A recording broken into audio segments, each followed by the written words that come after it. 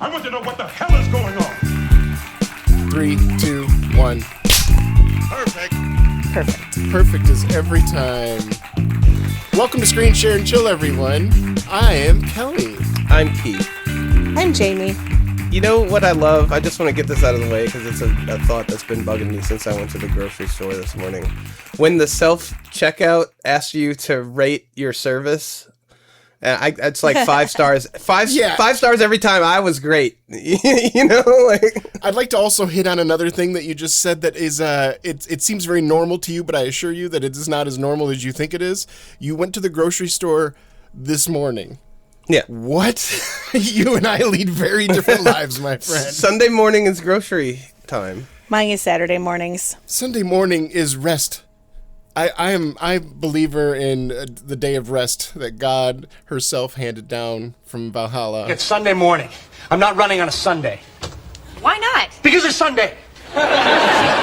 It's God's day. So here's how I do it. Saturday morning is rest. Sunday evening is rest. Saturday evening is like activity and plans, and Sunday morning is chores and, well, podcast. Oh, no. See, you have it all wrong. Sunday morning is rest. Saturday morning is rest. Saturday evening is rest. Sunday morning is rest. And Sunday evening, I'm sure you're sensing the trend here. God, I wish, yeah. So you have to know that at one point, like, I messaged Kelly and I was like, hey, if you go to this particular grocery store midday, you might be able to find like really good deals on meat and stuff as long as you're willing to freeze it. And he's like, does it have to be midday? I'm like, no, but it's not like you're going to be out of bed before then anyways.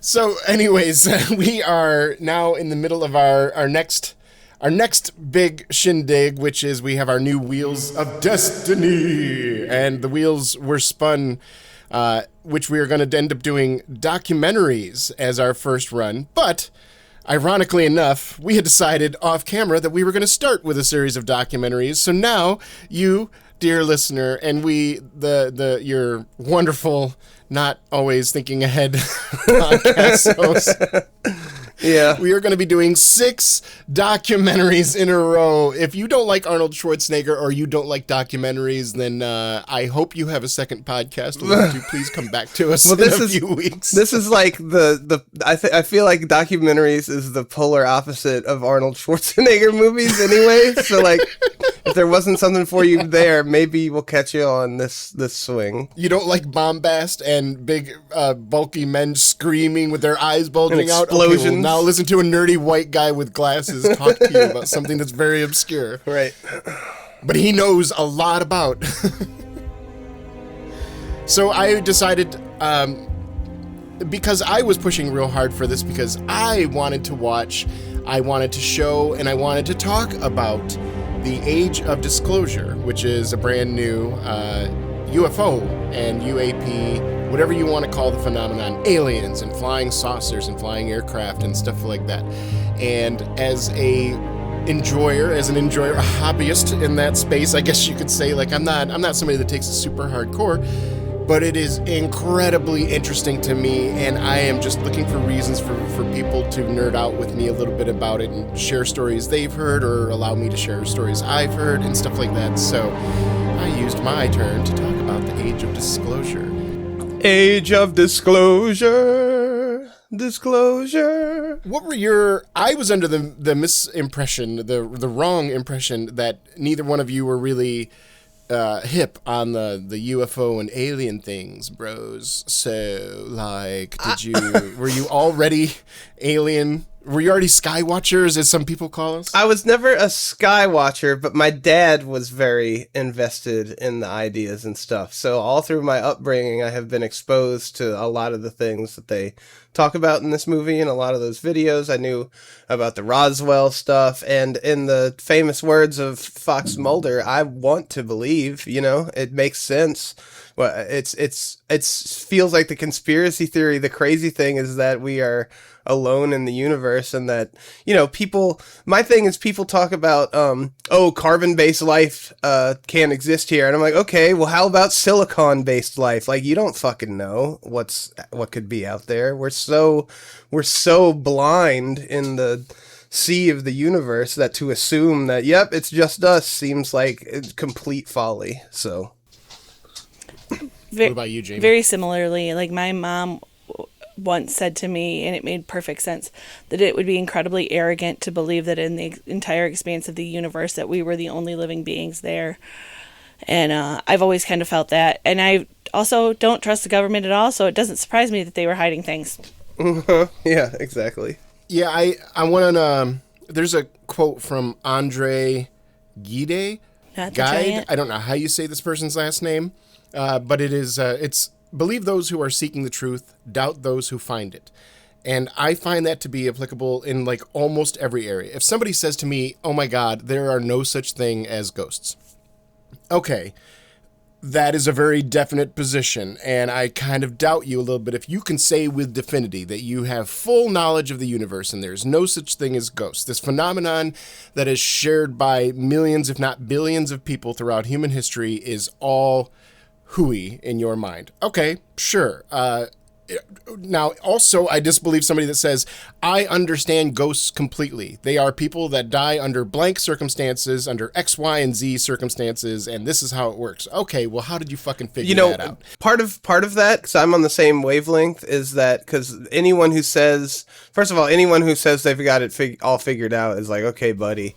But What the are you second selling? aspect... Yeah, that is the second aspect is, and I can teach you how to do it for only $4.99. You know, like that's what usually follows, right? It's some kind of follow me on social media. Here's the book you can read. Here's the movie that I'm promoting, whatever. So yeah, there's always that tinge of no matter. Just show me the evidence. Let me come to my own conclusion. Let me debate it openly with people that are nuanced and arguing from a place of good faith on both sides. Let's talk about it. Let's genuinely talk about it and try to find the truth together, which is ironically the whole point in science. That's what science is people getting together and just trying to figure out the truth in the best way that we know how. Because the truth is out there. The truth is out there. Well, the reason why I bring up ghosts is there is a lot of crossover between the paranormal community and the UFO community. Some might say that people that are, prone to believe one might be more likely to be prone to the other, and there's probably some truth to that. But there is a very what they call the woo element to UFO UAP research, like for example of like a lot of psychic phenomenon that happens around UFO UAP sightings and encounters with non-human intelligence. At least now, a lot of these terms I'm using, like UAP, NHI for non-human intelligence, these aren't like pretentious terms that I came up with. These are the terms that the U.S. government uses when discussing these entities, when they're discussing it with each other. When they're having Senate hearings, they refer to these as UAPs piloted by NHI. So what you're saying is it's not the pretentious term you came up with, it's the pretentious term the government came up with. Mm-hmm. Yeah, some may call it pretentious. Some may say that it is accurate. It is more accurate than UFO. I have to bust this open because speaking of pretentious terms, one of my coworkers, we're kind of friends and we go to lunch sometimes, and she drives a Tesla and she's like, I bought it before he went crazy. It's all that sort of thing. But she's really into electric cars, and I'm on board with electric cars. But she mentioned casually in conversation, she's like, my son is learning to drive on an ICE vehicle. And I was like, ICE vehicle? And she said, internal combustion engine. And I went, oh, nope, God. Nope, and like physically groaned. No. Wrong. I mean, I get what you're doing. I like shortening it to an acronym, but ICE in today's climate? What are you doing? What are you doing? That's like not just the naturally automated 0-point ingestion. We call it the Nazi engine. Sure. No, come up with a different fucking name. Use different letters. It's not just that. It's the fact, like, oh, you mean a car? Like it's I know one day it may be reversed and electric vehicles will be the norm, But to refer to the average automobile as a internal combustion engine vehicle, I was like, that's you mean a car? yeah. So You could have just said car. Right? It was a big hit. The whole vehicle had a laugh, and she was like, "I felt shame. Thank you for correcting me on my social faux pas." Yeah. No, like I get the sentiment where it's coming from, and that's it referring to these different vehicles, and it is very forward thinking. She is thinking probably the way people will be speaking more commonly in 5, 10, 15 years from now. But so, all of this mocking is tongue in cheek. It came roiling out of my body. I was like, "Oh my god!" Like, oh, you mean a car? Yeah. You were speaking like the old man, like, and back in my day. Yeah, the UAP that's carrying the NHI. Oh, you mean the flying saucer with the aliens in it? Yes, that's what I meant. Then why didn't you just say? Yeah, but in the Senate hearings, in their defense, a lot of these are not the way a lot of people would think of it. People think of UFOs as that flying saucer, and although some of the stories that we heard about and that have been well documented do involve craft that resemble flying saucers. That's not a completely hoax in every story, but the aircraft that we see, especially in this documentary, they are not shaped like two plates taped together. Not that I ever tried that as a kid, of course. I was kind of disappointed that we didn't see Tom DeLonge from Blink-182 in this, because I know he was actually somewhat instrumental in the push to get some of this stuff released. Oh, he was, he's very active with the UAP, NHI, whatever community. He's somebody that everybody has looked back and vindicated a lot of his rants and such. Some people still feel that he was still too extreme, and a lot of his views are seen as a little bit crackpot, even in the UFO community. But and when I say the UFO community, my limited involvement is like going to the subreddits for a couple of different well-known UFO subjects. So I don't know. They have like these big meetings that people go to where 100 of attendees hear somebody talk and blah blah. I'm not that. The vampire werewolves of Alpha Centauri. Yeah, I mean there are some still very wild stories, but. I don't know. Do y'all remember about 10 years ago when QAnon seemed like a real wild story? Yes. Yeah. Well, it turns out that was like a front for the real thing. Yeah. It turns out that they were confessing what they were doing the whole time. Yeah, go figure. Well, what we learn about, one of the things we learn about in this documentary, and you see it well documented outside of it too, is that the U.S. government has spent a good amount of money and put a lot of manpower into poisoning the well when it comes to conversations about UFOs and UAPs. They make it so that us having a podcast where we talk about this comes with a little bit of feel like we're debating Bigfoot, or like you said, little green men with pointy ears from Alpha Reticuli. Like well, that's everything, right? That the well is poisoned on every bit of information, so that you cannot. It's nearly impossible to glean the truth from the sea of shit that gets dumped on you every day. You get to drink from the fire hose! Open wide!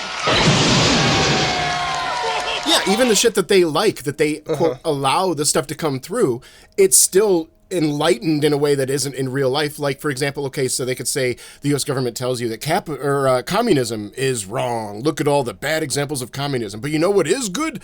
Capitalism. And it's wonderful because of this. And I'm like, I can't believe either sides of that argument. I have to go look up both myself and make my own judgment. Can we insert so you're absolutely right. The Liberty Prime clip of communism is a lie. I love Liberty Prime. He's just like walking through downtown Washington, D.C.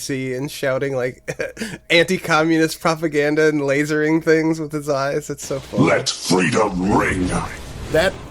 Is that far off? If they could do that right now, right? Exactly. Yeah, they would. 100%. Yeah. Jesus Christ, we're talking not even far sci-fi. We're talking 10 years, maybe. The American people are ready to receive the truth.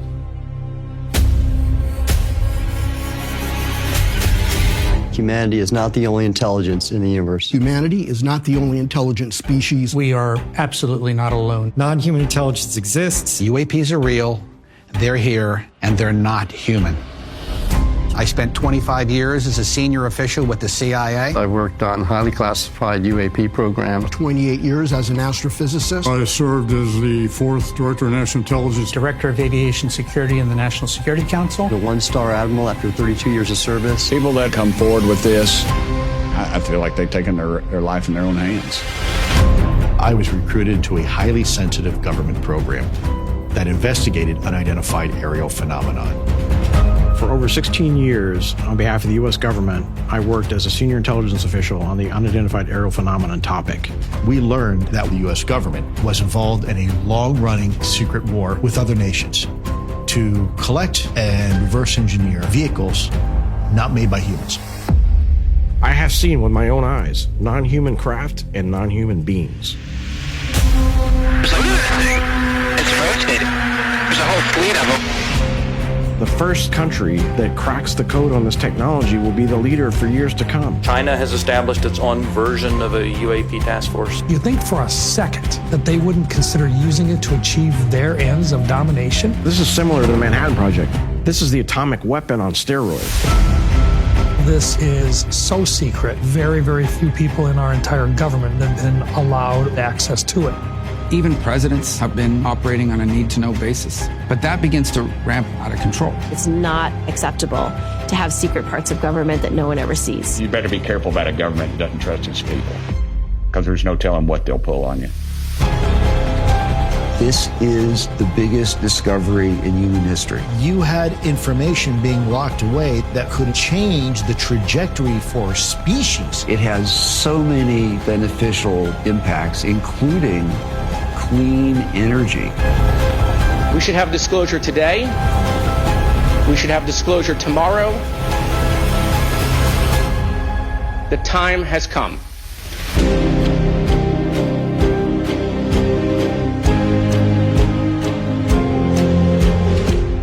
So, Age of Disclosure was a 2025 documentary, and as we've already discussed, it's all about UFOs.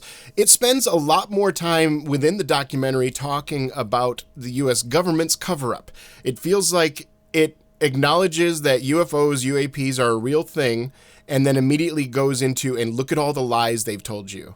Look at how little you can trust the government about this. And that shocked me a little bit. Like, I felt like they could have spent more time showing me examples of the UFOs. I agree. And more examples of the aliens and shit. Like, okay, I already believe you. The U.S. government is lying to me about this. You don't, we're going to go for another half hour on that subject. Okay, I guess it's always nice to know the depths of depravity that is, ruling over my daily life. Is it though? Is it nice to know that? I'm regretting knowing that these past few weeks. Can I go back to my ignorance is bliss that I didn't know I had? Yeah. Please. Man, life was good when I believed in Santa Claus. So I don't think we're gonna. I guess are we gonna try to structure this in a good, bad, and ugly? That is how I did my notes, but it's very loosey goosey. Mine too. This. Yeah, let's go ahead and start it off. All right, ring us in, Keith. All right, well, starting with the good, let's talk about the good. One of the guys looked kind of like Brent Spiner, so that was cool. Yeah. He definitely had Data-like mannerisms. Yeah. I really enjoyed the shot of Lou walking with the Washington Monument in the background. I thought that was a great shot. Yeah, this movie definitely loves Lou Elizondo. He is the star of this movie. I had an interesting relationship with Lou in this movie. I didn't like him at first and thought he was selling something. Then I saw what his purpose is, which seems to be talking about this. And when he went in, we'll talk later about the observables. I'm like, oh, okay. So he's a presenter. That's why he talks this way. Because the way he was talking felt kind of performative and like he was reading from a script. And then I realized, he's been doing this for a while, so that's probably going to come naturally. And that right, he said the same thing repeatedly. Yeah. And then I started to like him, and then towards the end I fell off a little bit. But yeah, Lou seems to be the star witness, the main attraction here. Lou Elizondo is a very polarizing factor in the UFO conversations because he has come with a lot of solid evidence, a lot of credential to back his story. He retired from the U.S. military and U.S. information services. He was a verified high-level employee in charge of a lot of very important things. He retired honorably and legally, and he cleared all this information to come out. So in a lot of ways, he is a hero to the cause of UAP information disclosure and such. But there are a lot of detractors that point at a few stories that he has really backed that have found to been hoaxes, where some might say, well, maybe he just got it wrong. Other people say that he is a government plant, and the government easily just went, you know what, let's find one of the guys that's working in the nearby area. Hey, if we let you, quote, retire, but we pay you an extra $200,000 a year, and you just say these quotes to the public, to soft disclose, to get some of the information out there. So some people consider him basically still very much a mouthpiece of the U.S. government. And he will tell you often in interviews, somebody will say something like, well, blah, blah, blah, blah, blah. Are you ever tempted to go outside of bounds and like let some of the information that you say is classified, would you let it slip anonymously? He goes, no, I love my country and I serve my country. Why would I directly defy my country in that way? And he looks flabbergasted when you ask him that. And it's like, oh, you're one of those guys still. Okay. And all right. He also, there was like a whiff of grift around him. I don't want to accuse him of being a full-on grifter. He came out with a book last year, just to give you full disclosure. and also, like, you know, was it ever confirmed that he worked where he did? Because he mentioned that. Okay, that's what I'm saying. That's why that's important. In some ways he's a golden child in the UFO conversation, because he comes with all of this credential and he's saying the things that he's saying on the record, saying, when I was a government employee, this is what I worked on, this is what I saw, and the U.S. government is quietly going, okay, go ahead, you can say it. So they're acknowledging it, and he is officially on the records. There are pictures of him in offices with a lot of these people. Because he did bring up directors and such. He did bring up that they tried to say like, oh, he never worked here, but so that they resolved that eventually is what, basically my question. You know, that they tried to. They must have. This him. is the first time. Yeah, this is the first time I really knew that much about that storyline, because by the time I, probably like many others, became aware of Lou Elizondo, is after that was probably already resolved when he was coming out with the information publicly. Okay, because that's what made me... the UFO community by storm when he came out, because everybody's like, holy fuck, this guy's got credentials and he's saying this? This is pretty much the U.S. government saying this. Right, so I'm glad to know that, because that's what gave me the whiff of grift, because it's like, oh, they're trying to disparage me, buy my book, you know what I mean? Like if he actually never worked there, and like, they're lying to you, so buy my book for the truth. See, like, even if UFOs don't exist in the way that they are presenting them in this movie, or that, you know, a lot of the stories go around it are, this is notable in the fact that you have a noted government employee, a high up government employee he's right at the cusp of administration and employee, and he is coming out and saying these things. So it's like the U.S. government. So the U.S. government wants the people to know that there are these craft, that they have this technology that is not humanly currently available to any of the known technological actors on the planet Earth. You know, these kind of things. They're throwing out terms like interdimensional and stuff like that. That's the U.S. government is telling you this. They just don't want their official name on it. They want their official name once removed. Yeah. Jamie, let's hear some of your goods. I have seen with my own eyes non-human craft and non-human beings. So that was a really poignant thing to hear from somebody with credentials, multiple people with credentials. To me, that made it feel more real and less like a bunch of nut jobs in a room discussing craziness, you know? Mm-hmm. But, and like I said, I've always believed it. I still, at this point, I still question whether or not we're being told this now to detract from much other horrible things that they're trying to cover up. So, well, it ain't working because nobody gives a fuck about the aliens. Right. Yeah. You know, like that's the weird thing is that in 2017, a lot of this stuff started being made public when the U.S. Nimitz incident was openly admitted by the government, which is where a tic-tac-shaped object was near an aircraft carrier and a bunch of jets were swarming around it, and it did maneuvers that are, as far as we can tell, impossible by the laws of physics.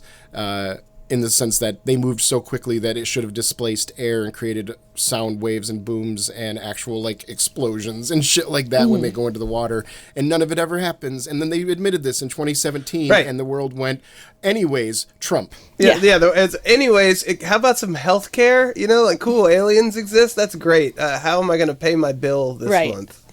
Yeah. And I say that namely because I saw that they just did another aliens are real lore drop from the U.S. government recently. So, like this year, like 2026, they just tried it again. So to me, in my good column, I put what I felt was the most compelling evidence, and it wasn't these guys talking on camera. It wasn't even the video of the objects, because I don't feel that I can trust 100% any video in this day and age. But it was things like department heads of government bodies being denied access to things, presidents being on a need-to-know basis. That's what you want to look at, because that tells me that there's really something there to be looked at. Well, they bring up good points. For these people that work in these agencies long term, these administratively appointed positions or election appointed positions, they're temporary help. Right. They're only going to be here for a couple years. There's no reason why you even need to know that.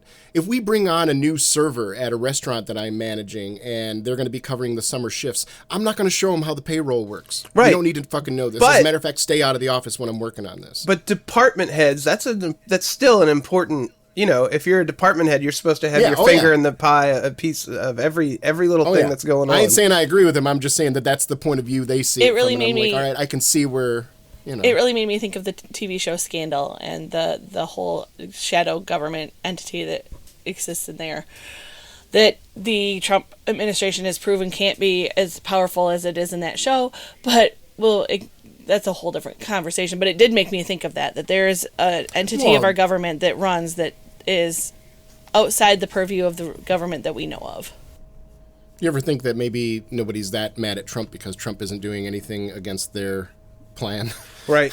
He may be randomly doing some stupid shit, but they're just like, well, he's not actually stepping on our toes, so let him run. Mm-hmm. In that vein, I did put down one of my goods as seeing all these army guys completely shooketh was a wonderful sight. Yeah. Like, you see these big tough guys. They have some of those scenes where they have these big burly guys that are like bald men with scars, and you could tell they've been through a lot of fucking combat, and they're looking at you going, I have no idea what I just fucking saw. Right. No fucking clue, man. And they're just staring at the camera, and I'm just like, cool. You've seen shit that would make me vomit and disgust and probably pass out, and you are looking at me like you just saw fucking Jesus Christ coming down from heaven. And wow. Yeah, some of the audio from like the pilots and stuff, that's compelling. The whistleblower testimony where they're actually in Congress and speaking, they came off as serious and believable. Yeah, believable, as opposed to half of the other testimonies in Congress I have seen, where it's all just, I do not recall, and the Dow is over 50,000. Mm-hmm. And whataboutism and blah, blah, blah. Right. Yeah. The thing that I found really compelling as far as like the video evidence that we got, because most of it I'm like, okay, whatever, it's a blip on a screen. But when they talked about how as technology got better for surveillance, you could see the bubble of space/time around these objects, and you could, and I could see that I found to be more compelling than pretty much anything else visually that they showed us. That's why, like, eyewitness testimony when it comes to the UAP phenomenon is essential, because a lot of our tools for recording data just simply don't work the way they should with these objects, because the case is made very clear in this documentary and elsewhere that these objects exist in and outside of our normal laws of physics. Whether that means interdimensionality, which ends up making it into my good column that they brought that up because it's a very specifically chosen word, and several experts have made a point of making sure that it slides into every conversation in some small way. And if we're looking at this as soft disclosure, then maybe that's the government kind of like tipping a little bit in a direction and seeing if anybody freaks out about interdimensionality and that being a possibility. Yeah, so I forgot where you even started. So the bubble of space-time and seeing that more clearly. Yeah, so like we don't know like what is causing that, but now it makes more sense because people are saying, well, now that we have everybody's got cell phones, we're seeing a million different videos of UAP and UFOs, but it's always blurry. Whenever you try to like look at the fucking thing, it's always fucking flickering and blurry and weird. Why is that? Because light bends around it in a weird way because it has some kind of bubble. I see, as a Star Trek fan, I am reluctant to use the phrase warp bubble because that comes with Picard going, make it so. And, you know, like I'm not trying to go there with this, but whatever kind of bubble it is around that object, I don't know, that it makes sense. Right. It sounds like it would make sense in my mind, at least as a PhD holder physicist or anything. They said in reference to the government the phrase that I've heard several times, just deny, deny, deny, and that's I know that to be a truth in my observations of the government. So I trust and believe that, just deny. I spent 20 years working in the U.S. intelligence community. I worked on highly classified UAP programs for the government as a senior scientist. We have been discovered by an intelligence from some other part of the universe. They are here. This is real. It's happening. It's happening now. If I were a species from somewhere else who saw how we were coming up this curve of, atomic energy and nuclear energy, and then began to realize what it takes to do their kind of technologies with warping time and warping space and so on, I can imagine that could be seen as a threat to another species because they would recognize that, well, it's only a matter of time and they're going to be doing what we're doing and then we're going to have to deal with them. So it doesn't surprise me that their highest priority would be to identify what threats they might face and learn everything about them. This pattern of activity seems to me utterly logical. It seems to me to be an extension of the evolutionary process that governs life writ large as we know it, which is self-preservation is number one. On a funny tarot track, I super got a kick out of this thing was huge, like super Walmart huge, like not regular Walmart, super Walmart huge. What an American metric. It was like 1,200 hamburgers wide. Exactly. I'm not talking McDonald's hamburgers. I'm talking Big Macs. Big Macs. Yeah. Okay. Right. Yeah. Strangely, I understand what you're saying to me. I was also born in America, so yeah. And it just made me laugh because, like, what a unit of measurement. Not regular Walmart, super Walmart. We don't even really have them anymore. Are they all super Walmarts now? I don't know if that's even. I don't remember seeing one. I thought lately. so. Maybe in the South there's still some regular Walmart. I don't know. I don't even know how. I don't understand the size difference and the life cycle of the Walmart in different pupil or larva stages of the Walmarts in the neighborhood. Before they transform to their ultimate form. Yeah. The Mecha Walmart. It's a super mega Walmart. My favorite segment for several reasons. One, because it was very compelling and made me like sit up in my chair and pay close attention. And two, because part of it made me laugh was the observables list. I'm like, okay, here's an actionable thing that you can look at for the observables of UAP and unexplained activity stuff. And so I'm like, okay, this is good. This is like the criteria for how you judge it by. But then the number 3 on the list of observables is low observability, and I laughed out loud. yeah. Like you get it, get it, but still like, right. It's like one of the most observable things. It's observable that it's not observable. Yeah, yes. Number 3 on the most observable things. You can't see it. Yeah, but see, as much as I like his 6 observables for classifying a certain type of UAP phenomenon, sure. I also feel that it is restrictive in, well, what if I see something that fits 5 of those criteria and a seventh one that you didn't name, but fits my 6 observables. You know, like it is shoehorning into it. But classification is important for science. So if we can classify that there are 100 sightings and 65 of them fit these 6 observables, okay, that's a pretty good, you know, that's a good ratio, and then we can use that data going forward. Yeah, so, it's a good starting quantifier for examining this sort of thing, and I would just like to see other classifications then, so that we can differentiate. So okay, that's one type. So you're saying there are no UAPs that are reasonably suspicious phenomenon that don't fit those 6 exact? Maybe. What if it is easily observable? What if their cloaking bubble destroyed in a lightning blast? Does that still fit your 6 criteria because I can see it easier now? You know. But also just the fact that like you can classify it by the fact that you can't classify it is kind of funny. Kind of how all the conspiracy theories go. Well, the Earth is flat, and you know that by the fact that everybody tells you it's not flat, and that nobody's ever seen the edge of it. That's why you know it's flat. The UFOs, the aliens work in mysterious ways, my friend. Trust me, bro. I wrote down 2 quotes that I thought were really funny. One is, I think it was the bearded white guy that was along the beginning. I think his name was Dan. Either way, he was one of those high ups that was, sometimes it looks like he was reading off a teleprompter, and sometimes it looked like he was so exasperated he wasn't reading off the teleprompter anymore. And I wanted to see more of the second half of him. But anyways, at one point he says to, he's quoting himself after a person in the government was denying him information or something like that. He says, "I can't believe this is coming out of your mouth." And I love that line. Yeah. And I just, the exasperated, shocked look on his face with mouth open as he says it, I want to use that in my everyday life when somebody says something unbelievable. I can't believe this is coming out of your mouth. I noticed there was a lot of comments about demons, and they used the word demons a lot.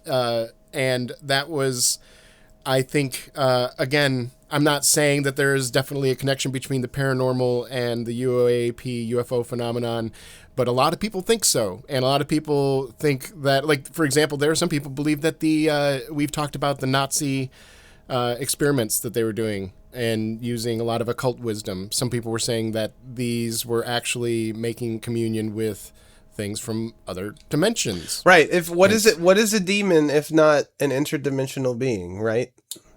Yeah. What is the Arthur Clarke quote about sufficiently advanced technology is indistinguishable from magic? Same thing goes from if we saw a being from another dimension.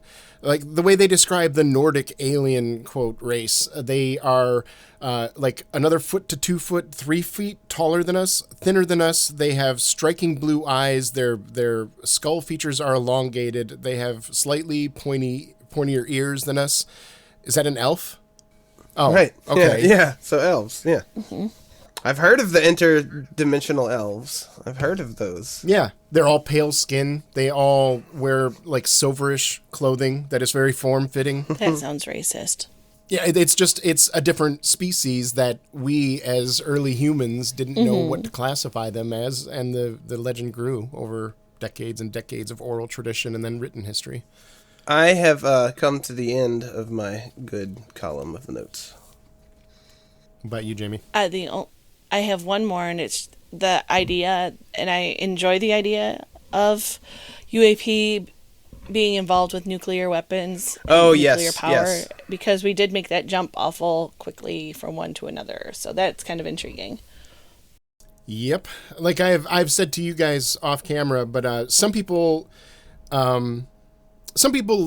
believe, and there is some evidence to support this belief, that the U.S. government did meet with non-human intelligence in the 40s, I believe, either in the late 30s or early 40s, but pretty much right before our first successful nuclear detonation.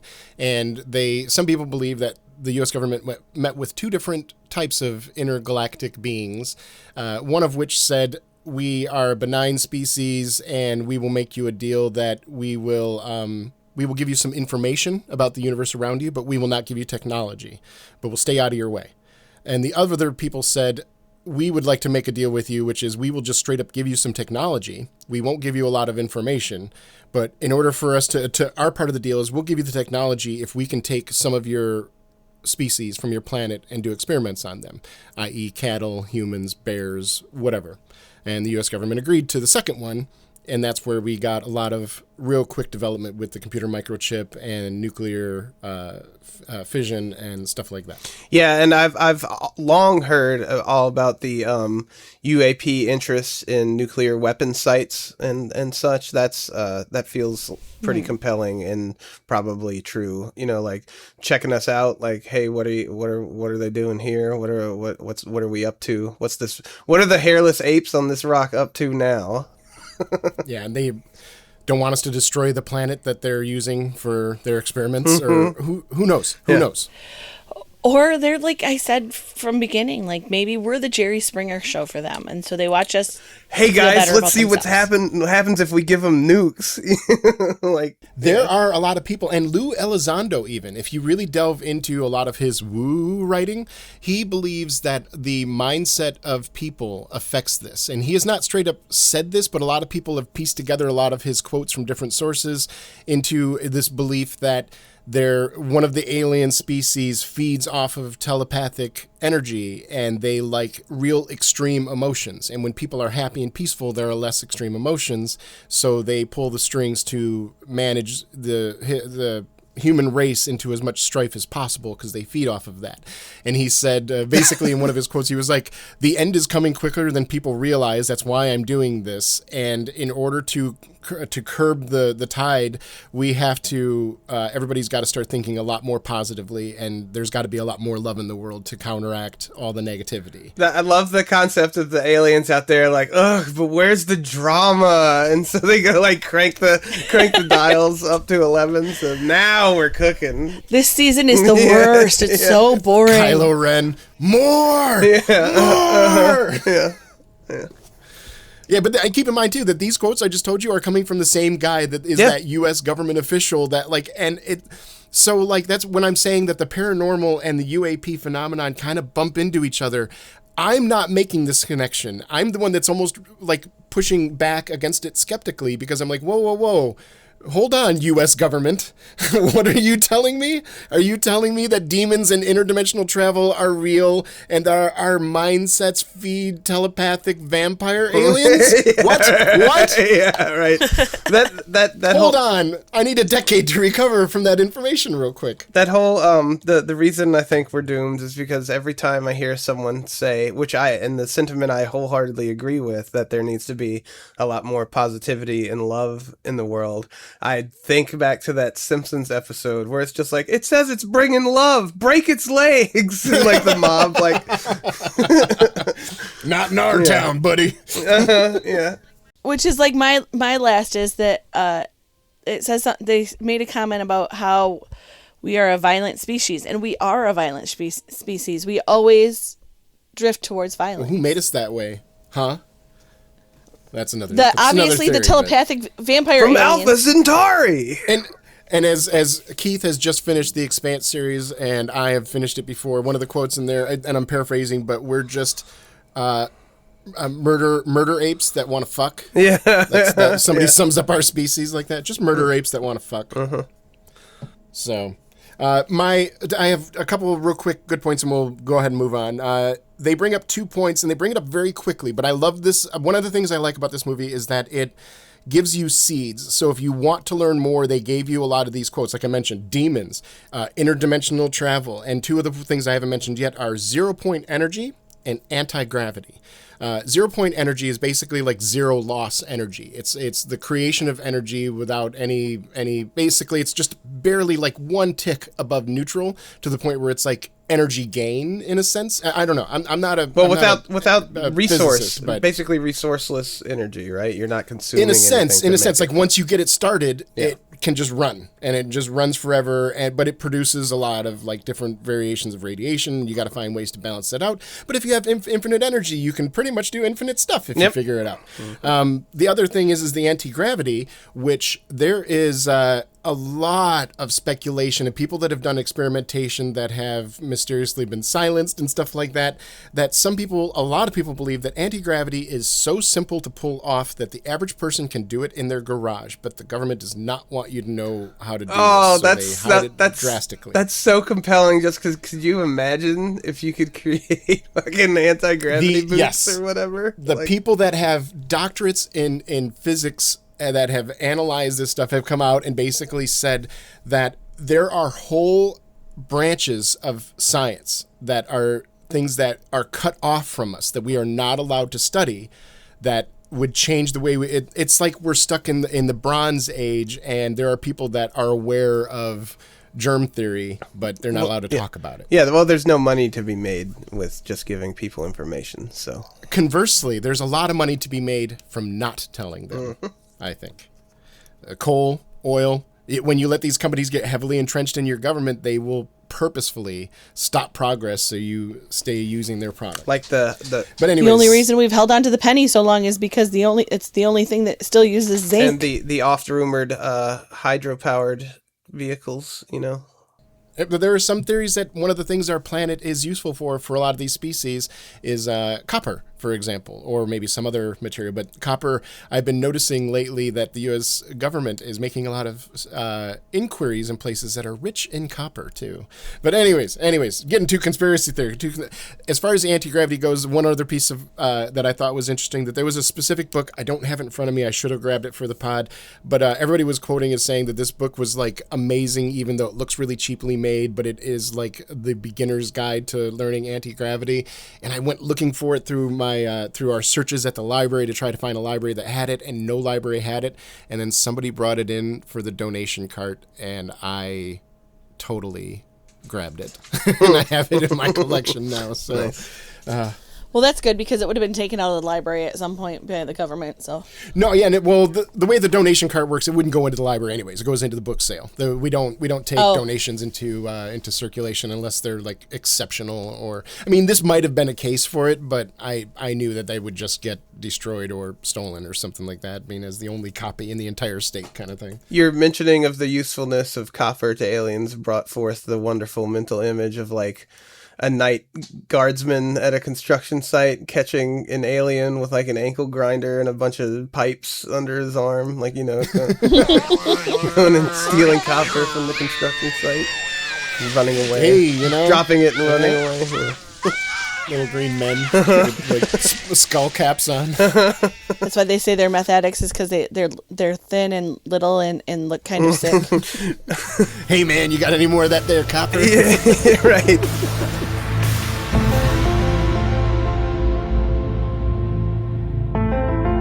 These crash retrievals have talked about a number of different species having been observed to be associated with the crash. Bodies recovered are not all the same type. The American people are ready to receive the truth. You just found the marble in the oatmeal.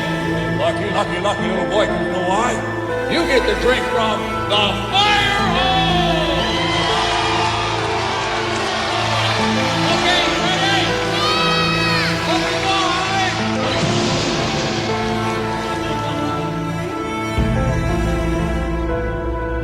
My last good is they have this senator or representative or whatever from Kentucky, this real good old Southern boy that talks with a real heavy accent. Mm-hmm. And they got this redneck up there talking about shit like warp bubbles and cold heat exhausts and radiation emissions. And I'm like, yes, we have crossed the barrier. Once you get the good old boys interested in warp bubbles, the world is going to change. We'll progress as a species. So. Yeah, they can't wait to use it in NASCAR. That's a dang old bosun. Think about the left turns you can make in that baby. That's a dang old bosun particle, or whatever it's called. All right, so let's go ahead and move on and talk about the quote unquote bad. I need to start that one off. Well, okay, go ahead, because I have one that I was going to go first, but I will give the floor to you. It might be the same one.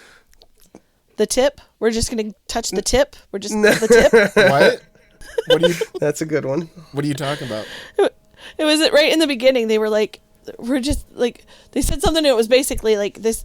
We're just gonna go in with just the tip. We're just gonna the tip. It was something explicit sounding like that. Like we're just touching the tip of this thing, or we're just on the very tip of this thing. Something. Yeah.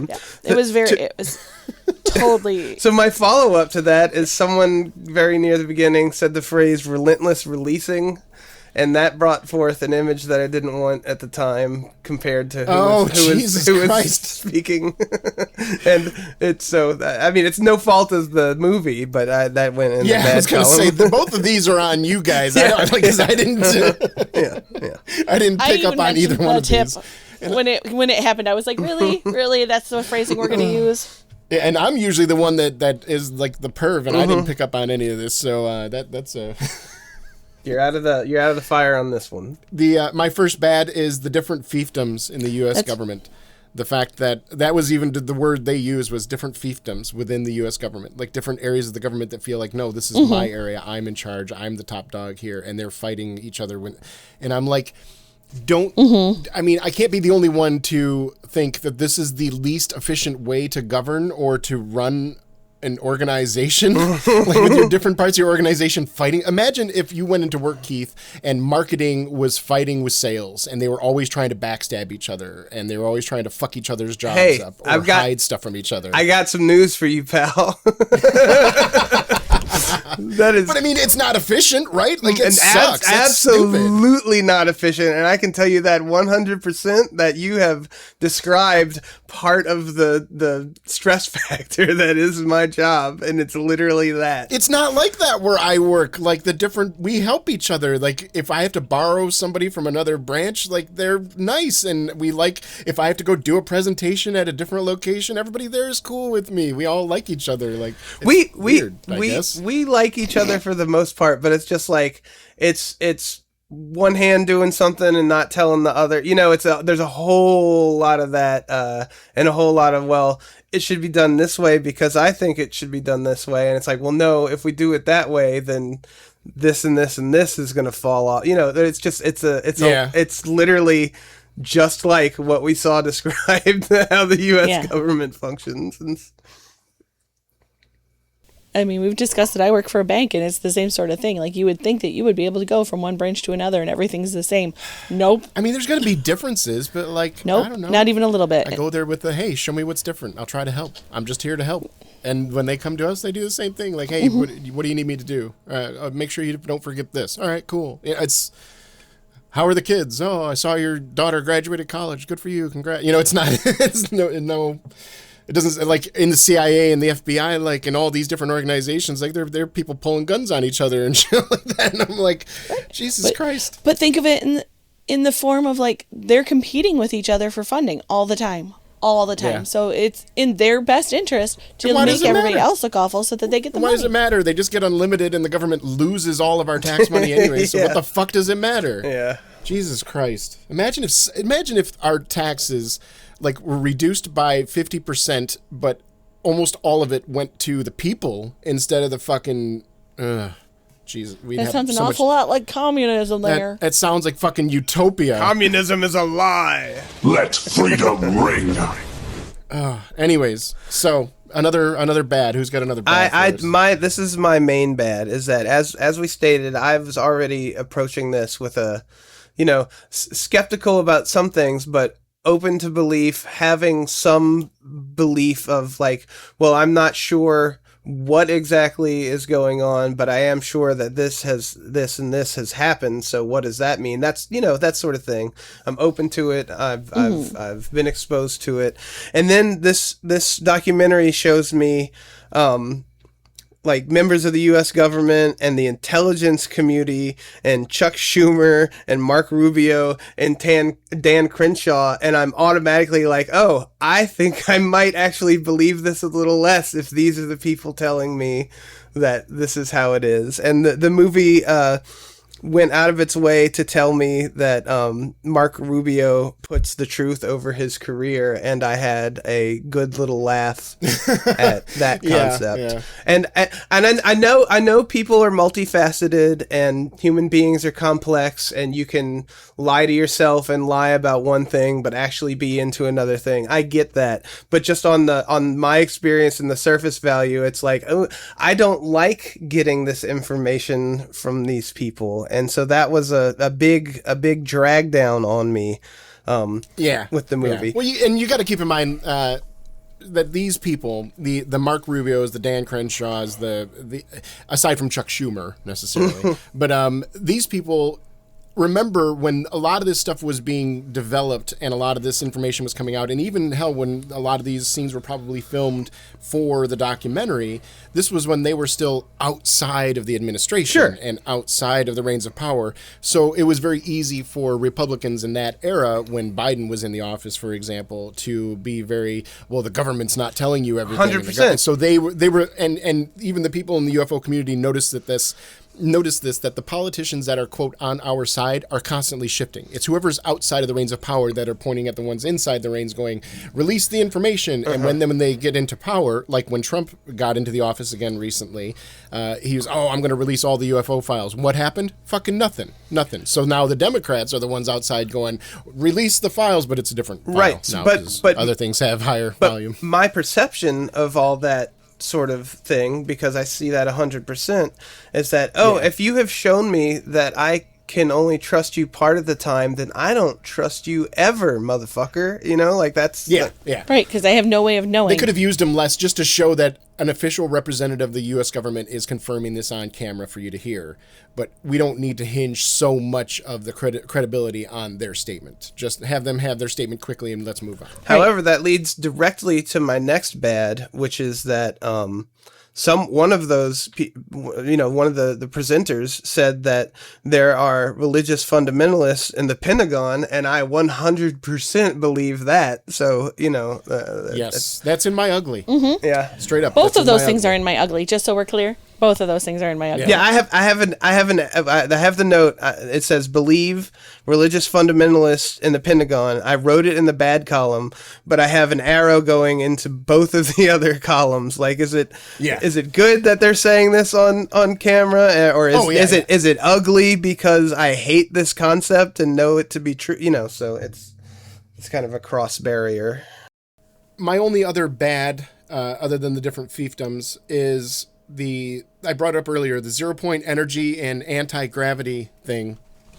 The idea that this technology exists and would potentially better all of human society, and on an individual level, imagine if you didn't have an electric bill anymore, or you had a mode of transportation that was more reliable and safe and didn't cost you as much money, didn't cost you any money.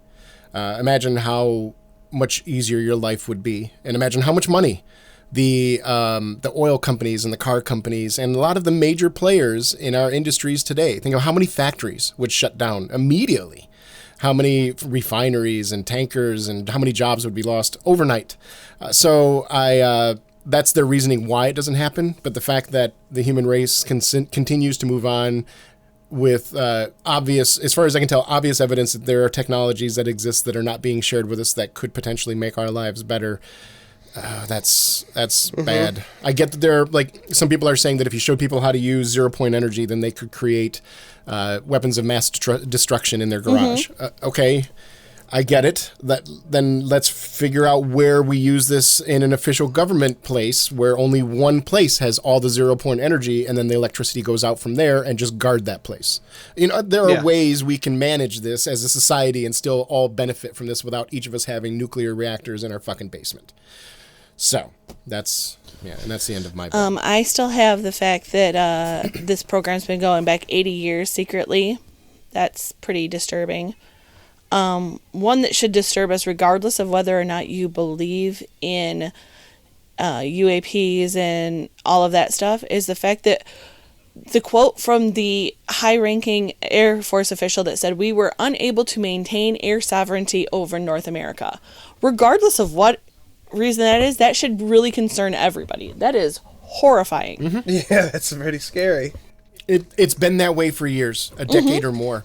Look at the big drone excursions of last year or a year and a half ago. So, like, we're talking late 2024, was it? Or I forget. This week, I've been reading about the airspace over Texas and New Mexico being shut down for like 10 days for something. Yeah, for a balloon. Sure. Yeah, a balloon. That's exactly what I'm speaking to, that it's been pretty much a consistent presence for the last 10 years over different bases or different locations. It's not like every once in a while they show up. No, it was mentioned in the documentary that even when they were filming this documentary, it was a daily occurrence. They were pretty much saying 370 sightings over 365 days. So, and it wasn't every single day. Maybe some days it was 2, but it was pretty much a daily occurrence. Right.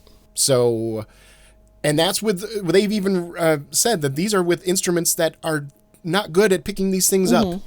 A lot of it is just with eyeballing it and a little tiny weird thing on your sensors, and you look and you go, oh, that's one of those metal balls that's just floating in the middle of nowhere staring at me. Cool. Right. But like I said, even if you want to pretend like these don't exist and that has nothing to, that there's no aliens that we need to worry about, it's concerning that that you have high-ranking military officials telling you that they have no control over the safety above you. That's concerning, period. And then my other bad is that it made me watch so many motherfucking Fox News clips. Yeah, that's good. Because they were outside the government. Yeah. They were the ones reporting the story then. Still, if I can't spend, they're the mouthpiece for the government. I can't spend the last 15 years of my life saying that Fox News doesn't report anything that's legitimate, and then you have me watch all these video clips of Fox News saying this and tell me that I should believe it. Yeah, that's... Well, no, it's more Fox News coming out and saying, look at what the federal government said. But it's still coming from Fox News. You know what I'm saying? Because that fits into my sort of point, where it's like these people and these news, it just... But I mean, come on. I get it. If Fox News comes out and tells you that it's raining in San Francisco, and you're in San Francisco, and you step outside and you get wet, are you going to go, I wonder why I'm getting wet? It couldn't be the rain. Right. Like, come on. Yeah. There are some stories that Fox News reports on that are accurate. That's part of how they get into the minds of these boomers. I love that is 50% of their stories are real. I love that we're able to say that. You know, sometimes Fox News does run something that is accurate. Actual news. Yeah, I mean it's not often, but I mean, you know. Yeah. And they'll often report a story and just put a really horrible shitty twist on it, you know. There's a protest in Philadelphia today. The radical leftists, blah, blah, blah, blah, blah. And it's like, okay, well, you got the protest part right. But go ahead.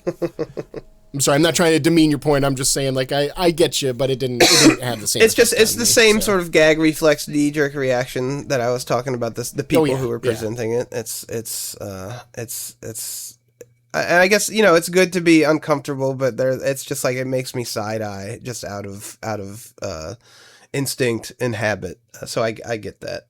My last bad is that the second I guess the last third of this gets away from like evidence and, you know, documentation and stuff and starts talking about the theoreticals of the you know, interdimensional travel and all that stuff, which is cool, but it wasn't as compelling to me as saying we know this and this and this and this has been happening for so many years. Now we're getting into mostly theory stuff, so I found the last third to be a little less compelling to me. Oh, that makes me sad, because that to me was, I think that was the whole point in this. It's very interesting. One, to show you that this is real. Like, there are 3 parts to this. 1, show you that this shit is real. 2, show you all the times the government has been covering this up for you and to not believe what the government is telling you. And 3, to give you a quick primer on a few subjects so that if you're curious, you can go read about more. And I mean, I feel like I don't know. Maybe I can see that. Maybe I'm off, but I feel like that's what they were going. I can see that, but that's just the skeptical part of me is like I'm more into what's real and you know the what are we saying about what's real, less so than like. Well, suffice to say that almost everything they brought up in that final segment, there's a lot of very compelling evidence to support it. So like if you saw something in that final segment, you're like, I want to read more about it. I guarantee you, if you decide to go down that rabbit hole, you'll come out the other side with frazzled hair, looking like the guy from It's Always Sunny in the Room of String. At least there's that. So it sounds like it's time to talk about the ugly. Well, before we move on to the ugly... Oh, okay.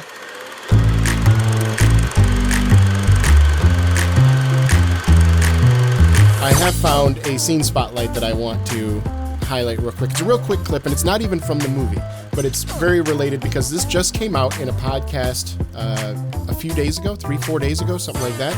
And this is a podcaster asking Obama quickly during a lightning round in a podcast about aliens and Obama's response. Are aliens real? They're real, but I haven't seen them, and they're not being kept in, what is it? Area 51? Area 51. There's no underground facility unless there's this enormous conspiracy and they hid it from the President of the United States. What was the first question you wanted answered when you became president? Where are the aliens? Where are the aliens? Yeah, that's funny. So even Obama himself, a couple days ago, straight up said, "Oh yeah, they're real. I haven't seen one. There's no secret base under Area 51, but they're real." And the way he says it so nonchalantly too, like, "Oh yeah. I thought we already told you that in 2017." Right, like this is Hello. old news, yeah. Now it's time to talk about the ugly. I don't have many, but my first one is Lou's haircut. Dear God, I could not handle that. Is there no one in your life telling you that this is a bad haircut that you have? Poor Lou. Shame. Of all the things to criticize this guy for, and you're gonna pick his haircut. It was detestable. I couldn't. I was. He's a military guy. But like he's got a high and tight. You know? But it wasn't. It was like too long in the front. It looked like Pee Wee Herman had a haircut accident. Like it was too much. I couldn't deal with it. Every time they showed him walking around Washington from the back and from the side, it's like. He looked like he stepped out of. It looked like he looks so serious. Yes, I know. But he had this little. He looks like a toddler. That's like he looks like pouting. A baby that has the little one curly Q up in the front of his head, and it was just sending me. Oh, I'm so sorry. The whole time. If Lou actually listens to this podcast, I'm so sorry for the things that have been said. Lou, I'm sorry too, and like I said, I'm sorry that there is no one in your life telling you that this is a bad haircut and that you should at least even out the length in the front just a little bit. You heard it here, folks. Keith is willing to pay to help Lou get a better haircut. He knows a guy down Lou, if you're where he lives. If you're ever in Slidell, I'll hook you up with a haircut and a bowl of soup. I would like to point out that for once, I did not bring up the hair. I couldn't. Yeah. Wow. Keith is the one bringing up the hair. It was like a big throbbing red sore on this movie was every time they showed Lou's haircut dramatically and from the back. I just couldn't take it. Well, on a more serious note, my first ugly is the religious fundamentalists in government. Mm-hmm. The whole fact that the United States was created as a result of the Age of Enlightenment so that we could have governance free from theocracy, so that we could understand the world and how to govern it better when we look at science and observable facts rather than dogma. And now these people are in high positions of government presiding over us using dogma, and it's what the fuck are we doing? There was supposed to be no Arnold here. Why did Arnold just show up? I'm sick of this shit, I'm telling you! It's stupid! Well, can we get a religious fundamentalists out of Arnold? Fuck the religious fundamentalists! They're stupid! There we go. Thank you, Arnold. My first ugly is that, and that the Vatican has irrefutable proof that it refuses to release. No, yeah, thanks, Vatican. Yeah. They're used to not telling people about their secrets. Right. Mm-hmm. They hide them right next to all the evidence of sexual abuse. Mm-hmm. The what seemed to be documented fact, or at least expressed as fact, the disappearing of Americans made it into my mine too. ugly column. No one wants to think, we would never do that, but they have, and we currently are, and we will continue to do so, and that is very ugly to me. Did you know? Speaking of Obama, did you know that Obama did drone strikes against American citizens and killed them without due process? Oh, my God. What are you, some kind of crackpot? You know what? But he is such a charismatic guy. I like watching that clip of him playing basketball. I'd vote for him a third time if I could. Oh, Jesus. And we saw the movie that they actually used that line. Yeah. Get out. Yeah. Get out. Get out. My last ugly is, it's 2 points, but I'm just going to roll it into one, and it's money and defense contractors. And the fact that so much of this just comes down to material wealth, just having power over other humans, and the defense contractors having so much of it just pouring into them. Looking at the budget problems with the Pentagon the last however many 6, 7, 8 years. Who the fuck knows? Ever since they started looking, they don't know where trillions of dollars are going. I think I've got a pretty good idea where it's going. But then again, I'm just a fucking nobody librarian. What the fuck could I know? It seems pretty fucking obvious to me, but whatever. And how much our lives are impacted, how much of our money they're taking to do this while denying us basic fucking services. And it's infuriating. And that's one of the most ugly parts of our society and civilization in general. Wholeheartedly agree. I have 2 more above that. One of them is the line, the aliens could take out the U.S. president at any time. Come on, aliens, we're rooting for you. I'm just saying, like, you want to show me you're a good guy. This is not the way to do it. But again, like I brought up earlier, that what if he's doing what they would want? Right. The only people that are willing to do something like that, they're like, why would we kill somebody that's doing like I said, if you want to convince me you're the good guy. Yeah. I don't think they give a fuck. Are you trying to convince ants you're a good guy? I do. I take care of ants. Well, I mean, but you might be the oddball with that. But you see what I'm saying? Like how you view a lesser life form. Do most people care? I don't know. The good ones do. The good ones do. Any other uglies? My last ugly is the fact that we watched this and, like, I still couldn't tell you for a matter of fact any word of it that's actual 100% truth. Like it's great. I believe that it's true. I can see what they're talking about, but there is not anything in there that not like you still don't know, because who do you trust? Who can you trust more, and why should you trust them more than anybody else?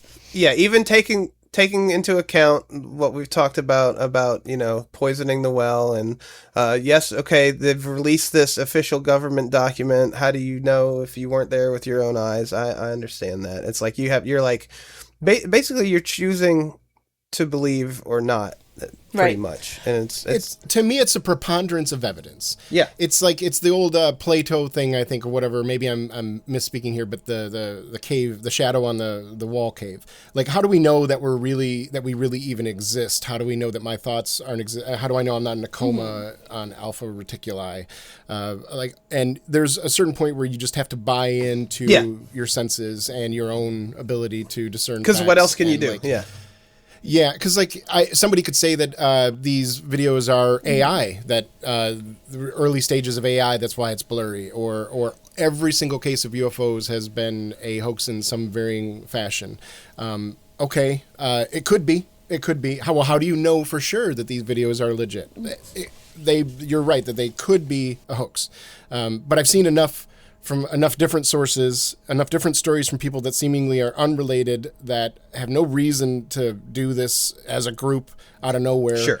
And that's where I have to just I have to trust my brain enough that, okay, if I've seen enough and I've been skeptical and I've poked this theory, this hypothesis enough, and it seems to be holding water, then I can start to. And I don't disagree with any of that. Like I said, I do believe. I'm just saying that you're putting people in front of us as subject matter experts and then immediately telling us that you can't believe them because of the fact that they work for the government who has 100% lied to you. Yeah. So that's my point. Like the whole, it builds itself up and tears itself down at the same time. I think it's a matter of context too. Like if you were to see this movie in 2018, it would have a very different context, with Mark Rubio not being in the administration, him calling from the outside of it. Our perspectives would have been different. And this movie was delayed for many years before the U.S. government and all the different censoring boards and stuff like that would allow it to be released. So I think that might be part of that, but there's no denying that. You're absolutely right. And there are plenty other experts. They went with big names on purpose to try to add as much credential and live by the sword, die by the sword. If you're gonna hinge a lot of your argument on an appeal to authority, then that authority figure, if they're problematic, then your theory becomes problematic too. Right, like they could have had some people who are still probably considered experts, but are also on record as being like, you should drink your pee for the health benefits, or so, Exactly, like that redneck guy from Kentucky that's like warp bubbles and static bubbles are a real thing, and also abortion is the devil. Right, yeah. Like, okay, well. All right. We never landed on the moon because it's all lizard people on a flat plane. Okay, buddy. Never mind. I'm sorry I asked you. Any other uglies?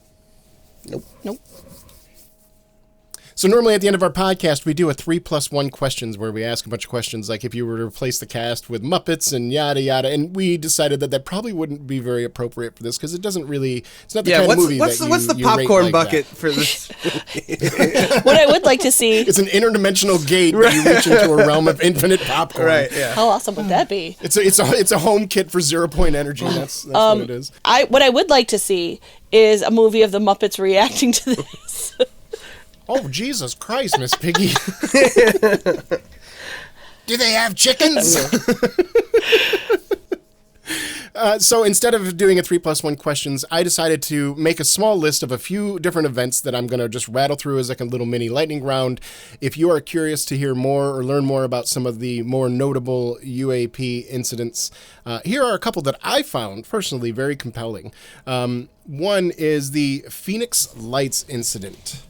Yep, familiar with that. The Phoenix Lights incident happened in the late 90s, 1997, and it was a series of lights that were flying in a formation, like what looked like an echelon, like an arrow formation, and they went over a course of about 300 miles, and it was very close to the ground, so it was very easily seen by people. And it was moving slow enough where people could watch it move, and it went over 300 miles, and it took 3 hours to do so. So it was moving very slowly, considering what we've seen some of these craft do. And it parked itself over, I think it was Phoenix, and it stopped, and it started flashing its lights at the people underneath. And there were thousands upon thousands of witnesses to this. Some of them reported having a psychic experience with the craft as it flew over top. And they said that their experience told them that the craft or whatever was inside the craft was telling them that do not worry, we're not here to harm you. Care better for your planet. Anyways, so that's a really interesting incident that there are so many different written and verbal reports about what happened there. Another is the Ariel School UFO incident, which was in Rua, Zimbabwe. This was in 1994, where a craft landed in the yard outside of a school with what we would consider an elementary school, and 62 of the students ran out unbidden by their teacher into the field to go look at it, and two creatures stepped out of the craft, dressed all in black, and approached the children and telepathically communicated with them. The students did interviews afterwards, drew pictures and such, and there was a lot of consistency through the stories, and it's considered to this day one of the more interesting and fascinating UFO encounters. That reminds me of, like, the aliens are passing through the solar neighborhood, and they're like, hang on just a second, and they land and like, fix your fucking planet, people. Come on, fucking, you gotta do something. Okay, get back in the car, Ethel. Like just so frustrated. They land and tell the first person, you gotta do something about your fucking planet. Mm-hmm. And it seems to be a consistent theme, a consistent message that is communicated to humans that are reporting on this. There are also several cases reported by the government, like Jonathan Lovett, who was at an Air Force base, and there was reports of of a crashed rocket test. So he went to check on it, and he, according to one of the witnesses, a fellow member of the military, his name was Major William Cunningham. Cunningham said that he was The soldier approached a craft that was near the ground, and the soldier was dragged by a long serpentine arm wrapped around his legs, connected to a silver disc hovering in the air 15 to 20 feet away. He watched in horror as he was pulled inside the craft, which then rose vertically to the sky. He radioed for assistance, and then a short time later, the pilot, or I'm sorry, the Lovett was recovered, and he was very, very injured. He was dead. His nude corpse was discovered 10 miles away. That's what it was. That would be very, very injured for sure. Yeah. I thought he was just I thought he was mortally wounded. I didn't think he was actually like dead. But yeah, he was dead. Yeah, dead is pretty injured. You're right. Yeah, that's a pretty mortal wound. So and there, of course, I even looked up. There was UFO sightings in Michigan where I live. Yep. And they just it's wild. If you are looking to learn more, those are a couple different stories that you might find very interesting. I found the Phoenix Lights story fascinating as fuck. How does this happen and not make worldwide news? That was the aliens announcing themselves to humanity. It was what it feels like, and nobody did. Even the governor was there. The governor at the time was in Phoenix, and he stepped out into the street in Phoenix and looked up at the craft and said, "Oh my God, they're here," or something like that. He did a press conference right afterwards and said, "I know what I saw. Don't let them tell you something other than what I'm telling you. There was a craft. It was about 100 yards up in the sky," or what. It's amazing story. So, and then of course the Battle of L.A. Oh yeah, I mean there are so many different times where that kind of stuff has happened, even in human history. Like the battle over L.A. is one. There's also like during the Renaissance, it was like in the 1300s. There was another widely reported incident from different cultures that all saw the different lights battling in the sky. Who knows? Can some of these be normal cosmological phenomenon? Sure. I don't know though. You piece together enough evidence and you can kind of make up your own mind. Can I just be on record as where my mind goes is that a lot of this is the United States testing secret technology that they have recovered from, extra dimensional beings or you know what I mean? Yeah. Like I don't know that it's necessarily them visiting as frequently, but I'm almost certain that if we have recovered / been given technology, we're for sure fucking testing it, and that's almost the same thing. Oh, and it even goes deeper into, like, there are a lot of theories about how the human race was created. Like, some people are believers that one of these alien races, like they believe the Nordics, the ones that are tall, that look kind of like elves, that they came to Earth when humans were still just pretty much like apes, in a sense, like, Cro-Magnon man or something like that. And they spliced their genes with ours just to give these apes a little bit of their characteristics. We already know that the pole vaulted human advancement. The Blue Man group came down to New Zealand and drank a little cup of black goo, and that's how we got humans. Yeah. But also, even like there are some people believe that there are like lizard people. I know this is really wild because Alex Jones was on this tip, but that not all NHI should come from above. That some of it actually comes from below. And there are some like these weird, fascinating quote interviews with some of the species that come from below. One of them was like talking about how they had we were just apes that lived on the surface. Their race lives below the surface as to not garner the attention of spacefaring species. Their entire civilization is under the crust or whatever, so that nobody knows that they're there. But the apes got the attention of the Nords, and the Nords came down and spliced genes, and that's when the lizard people started coming up to try to see what was going on, but they specifically only come up long enough to look around.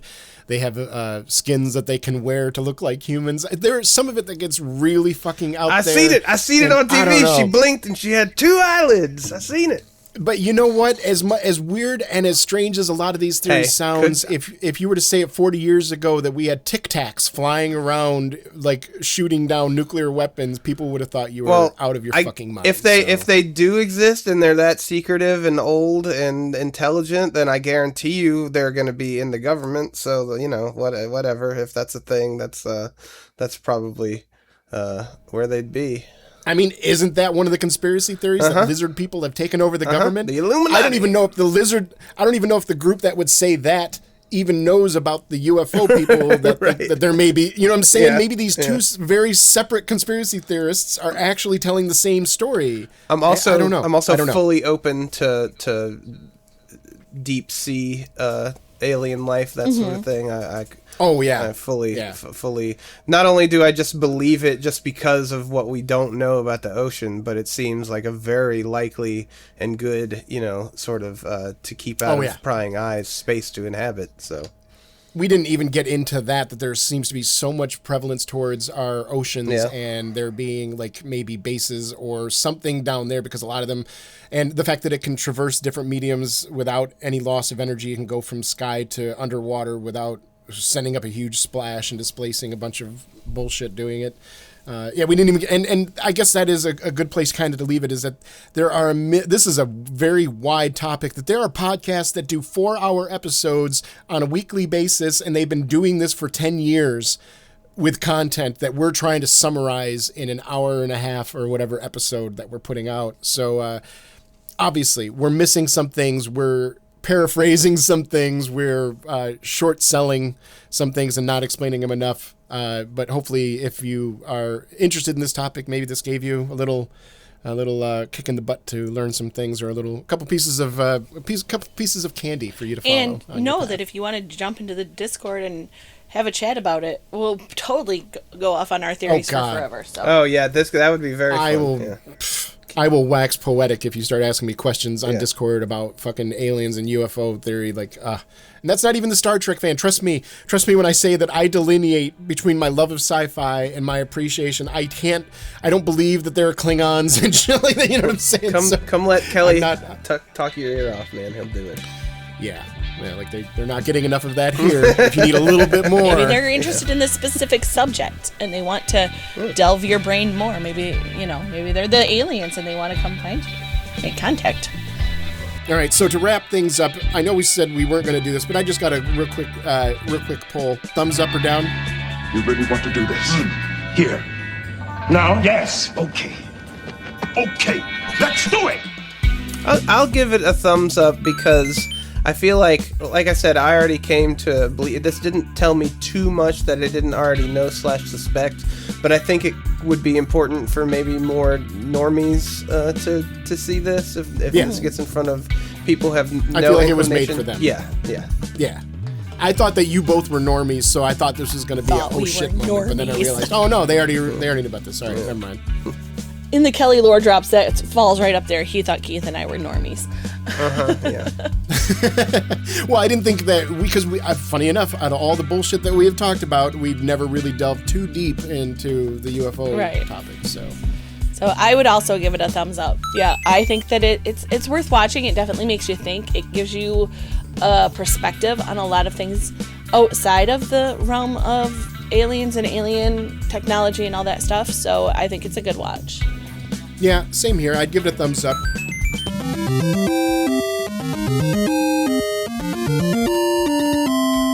Perfect. Even though it's not, I didn't learn anything new necessarily. There's nothing that I came, as somebody that I already follow it.